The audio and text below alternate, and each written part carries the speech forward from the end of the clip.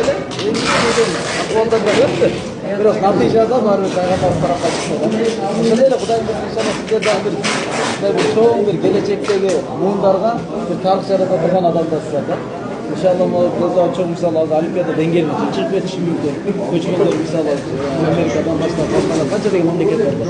Bursasına keng peynirliklerine nakır baraverse daha bir akıllı adam var burada. Var akıllı adamlar karab düşünüyor, oylanıyor. Ne olur da koy aynen aynı. Bir de yetekştiriyor. Yani alma şartı burada komanda gelip degende hiç yaxşı peynir adam. Allah razı olsun. Allah'ın oldu olsun. Cemaat sözleri saklasın. Baldadı qara o'ylayapti qara bularga densalik turish kerak ekan debchi. Biz altda o'ylayotganmiz. Atga qaraganda baldarga ko'ra ko'rsaydi ekan. Burada alpar ko'tar var jiragidan boshqacha ko'rsatishlar chiqadi ekanda. Istiqbolchilikchi. Qayg'azonlar kechiryapti. Saltanday oldu, saltanat tashlayapti maşallah. Gözüne bağlayıp Allah razı olsun maşallah. Allah'ım zaman sözleri saklasın. Amin. Elhamdülillah ve salatu ve selamu ala Resulillah ve ceratkanallah. Allah qancha qilgan duomizni o'zing qabul qilgin ey Allohim. Ushul qilayotgan xizmatni, ushul qilayotgan emgakni Allohim o'zing o'ljaloo qilgin, foydaloo qilgin. Elimizga, yerimizga, butkul musulmon dunyoning boshini birigusini, o'zgacha ko'chman ellarning boshini birigusini Allohim sebab qilgin. Allohim shul joqda qancha xizmat qilib yurganlar bo'lsa, Allohning siyligini o'zing bergin ey Allohim. Menetini o'zing qadrlagin.